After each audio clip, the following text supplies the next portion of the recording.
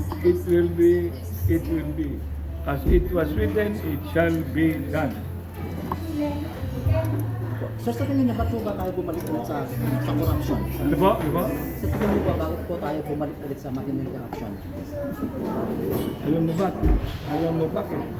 Kasi no matter how you would look at it, all,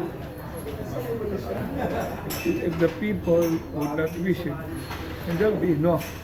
Sino ba nang bumaboto ng mga kandidato? Sino? Mga tao. Sino bang binibili ng mga kandidato? Mga tao.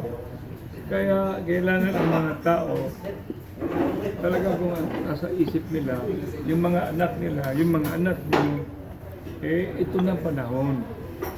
Ito na ang pagbabago. Pagbabago. Pagbabago. Hindi tayo tatayo, mayroong anak, mayroong mga relative, hindi tayo tatayo. Sino? Dahil ba natin mamamatay na lang tayo, then the cycle will continue. Next. Ma'am.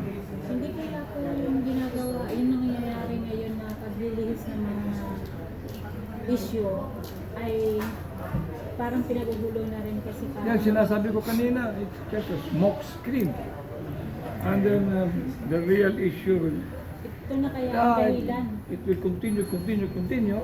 Baka abot na 2028, wala na. Eleksyon na naman. Sir, good morning. Good morning. So, sa palagay mo ba, meron pa ba tayong yung people power? Kasi marami nang nag-attempt na people power, pero Huwag natin, parang wala nang huwag natin power tawagin na yung people eh. power. Kasi minsan, iniisip ko din people power. I think we should change it. God's power. Yeah, God's power. Amen? Amen. Kaya nag-amen eh. Amen. God's power. When God speaks, Sir, may possibility ba magkaroon ng martial law? mas sinabi kanina baka Barcelona ngayon eh. Wala na, declaration. Kaya nga, as I am telling you, kami mga Rama, 109 years po kami in public service. Kaming mga Rama, we were arrested by Marcos. Ako din, I was, friend naman kami ni Digong. I was also at one time even accused. It's not Digong accusing me. It was the list. The so-called drug protector. Bakit naging drug protector pa ako? Hindi nga ako nagsisigarilyo. Yung bahay ko doon sa Rama Compound, walang fence. Kaya I just been a victim of political, what do you call that? Harassment. Propaganda. So I am here now, looking at all your eyes, and eyes is the window of our soul. Yan ang pinaka-importante. Kailangan hindi kayo balik-balik ng people power. I would like to spouse for God's power because all of us came from God. And God is righteous. And we stand for righteous. And the people and all of us will stand for righteous. Evil will never triumph. Next question, please. Mayor, nabanggit ni Eric po kanina na magkakaroon po ng malaki is coming Friday. Pero I'm not going to be here. I'll be in Davao. Pero sir, possible po ba na magkaroon din ng malaki yung sabay-sabay ang Luzon, Visayas at Mindanao?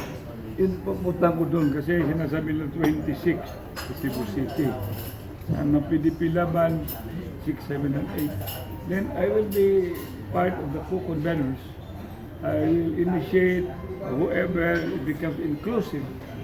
And then we will do, kasi nandun na yun eh, yung August 21, nandun na yung basic sectors.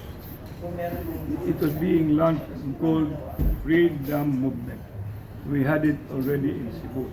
And this is already a continuing thing. Kasi pag hihinto ka, akala naman ng the power that be, okay na. Hindi pa pwede mag-o-okay to, hindi. Sa akin, hindi pwede mag-o-okay. Personal. Sir, may Ano po? They are on the other matter. Other matter, it doesn't matter. Being a friend ko of the PRRD po. I'm also a friend of Bongbong. Pero I would like to clarify. Ito pong For a while. Unity with Marcos Duterte. You know, I organized the biggest rally in Cebu City. Naman yan. Then I was also the only one elected mayor. Kaya nga ako, ano nangyayari, it started my so-called sorrowful mystery. Yung mayroong maisog rally at SRP. Yung dalawa naman, kilala ko yan. Marcos at saka Duterte. They're supposed to be the unity that will bring prosperity, integrity, and progress. Eh, ano na nangyayari ngayon? Kaya, what is the question? talking about PRRD's health condition, sir. Kasi di ba na-postpone yung kanyang hearing sa ICC due to his health condition. Hindi daw kayang mag-stand with PRRD sa witness Kawawa nga stand. eh. So sa tingin mo, ano yung totoong health condition? Hindi ko, wala naman ako dun eh. Pag nandun ako, if I have a chance, and then I'll try to find a way. But I already have thanks to the, I already have a visa to be in Europe. That's Shenzhen. And to be with my family, I would have gone and be a part and be counted, visiting the community, Visayas, or Tagalog, or whatnot, including in Hague, and also in Haarlemmermeer. Kung ano yung kondisyon ng presidente, malalaman natin yan pagka nearest yung mga next of kin, from the Vice President or from whoever have been inside. So, totoo o hindi, kita naman natin na talaga ilang taon na si Mayor, former President, saka Mayor pa. 80 yan eh. Hindi yan basta-basta, 80 yan. Kaya he should be back. I will repeat, he should be back.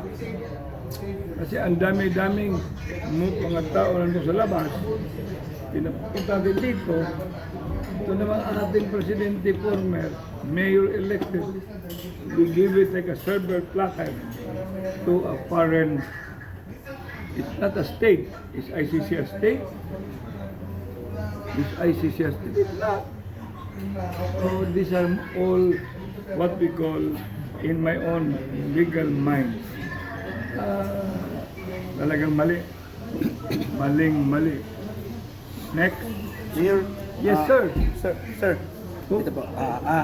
Ngayon po sa Senado, ang Senate President po natin is si Senate President Soto. What's the problem with that? Opo, at ngayon ang Blue Ribbon ay si Senator Hontiveros. Oh, what is the guarantee by tomorrow another? Okay. Do you think, sir, binuhuto para Diba? What is the guarantee that tomorrow another? mabuo yung pag-impeach kay Alam mo, nangyayari ngayon sa bansa natin. Days lang, tanggal na yon. Bakit di mangyayari sa House of Representatives?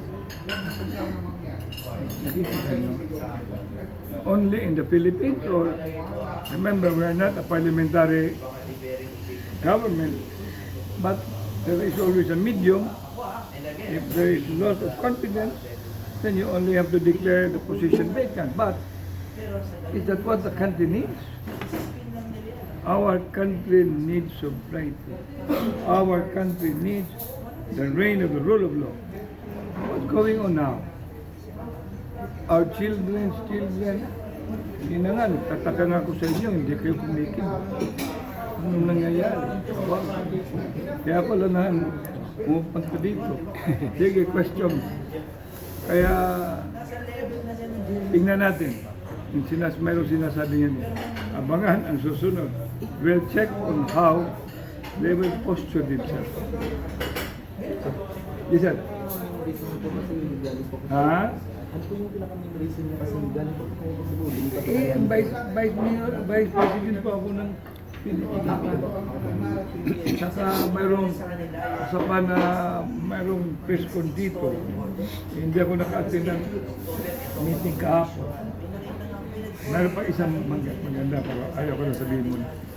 Di ba sir, nagkasabay po yung Senado tsaka yung Congress about sa pag-imbestiga ng mga plus 20? Nagkasabay sila. Hindi, saan po kayo pabor sir? Sa mag-imbestiga ng Senado o Senado o yung Congress? Ang gusto ko i-expect, mag-admit sila lahat. Mag-admit, mea culpa, mea culpa. Pag nag-admit na, masaya na tayo.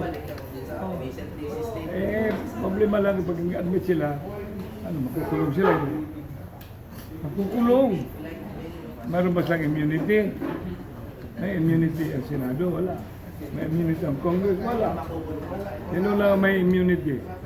President at saka Vice President. Kaya ayaw, nakikita ko yung sarsuela, nakikita ko yung shenanigans, nakikita ko yung smoke screen.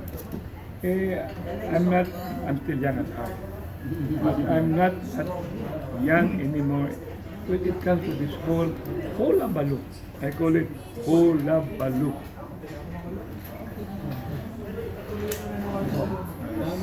Oh, Mayor, yes. last na lang kung may part. Damihan mo, sayang.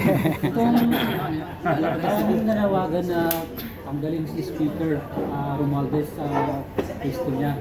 Sa tingin mo ba payagan ko ni PBBM na tanggalin yung pinsan niya doon? O baka naman naisip niya, baka ma-impeach siya pag nawala yung pinsan niya doon sa Alam mo, kaibigan ko si Speaker, kaibigan ko si Presidente, kaibigan ko si Lisa, kaibigan ko si Anton, kaibigan ko si Sara. Hindi naman sa solusyon yan. Bakit kayo pupunta pa si Suot? Kasmanin nyo? Bakit yung aabot pa kayo dito, aabot pa dito? Sino ba talaga nag-upisa dito? Kaya mayroong solusyon. They know the solution.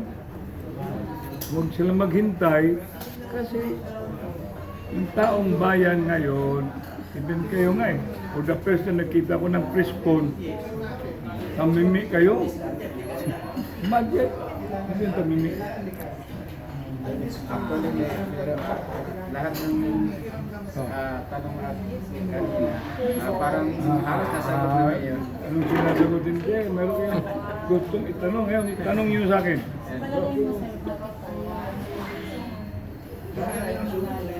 Ano po? Hindi yung Tagalog ayaw umating sa Senado kasi mas gusto niya sa House of Representatives. Ako ay presidente po ako who undergone a forced leave. Presidente po ako ng Mayor's League. Alawa po, we are few as member of the Mayor's for good governance. Okay? Ngayon, tawagan ko siya, bakit hindi siya mag-attend? Pero kilala ko si Benji. Sabi ko kay Benji, tuloy mo. Doon ako sa Cebu. Dalawa kami sa Cebu eh. Kasi akala nila, walang mayor sa Cebu na member ng Mayors for Good Governance. Member po ako. Nakaswelti lang ako sa Miro. Mayroon isang mayor doon, vice mayor na si Dispi Art. Tinanong ko, paano kami? You know, we are now out, but still very much in promoting good governance. So sinabi naman ni Benji, associate na lang kami. Okay lang. Pinaka-importante, we really have to fight for good governance. So bakit siya pupunta sa Senate? Sa kanya yun, patanungin. Gusto niya sa? House. Nandun daw yung gera sir. Ay, ano ng gera? Ito siya imbitahin. Wala naman nag-iimbita. Wala, ano? So far wala pa daw yung invitation. Madali lang yan. Yung Benji, kanda ka ng press con. Para kayo ng question. Hindi, lalabas din yung dapat maglabas. Sa panahon noon ng tatay, yung senior, tatay ni BBM. Ano po ang ganon din po nangyayari noon at sa ngayon? Patay na yun eh. Yung sa pamumuno No, noon. patay na eh. Way back 1972. Noong 1972, andun ako sa Sandela. Sino bang pumalit Si na Windy. ng Kaya alam ko yung mga pangyayari. Lacson o si Dito po, Tibex? constitutional convention. Kaya, ano yun. And then, martial law. Dito po. Majority floor leader siya sa constitution. So, ibig sabihin po yung corruption noon po. Hey, and just, corruption is in the Bible. Tama ba? So, ano makaka-regulate, makaka-minimize ang corruption? So, ibig sabihin, ito kaya po ang susundan para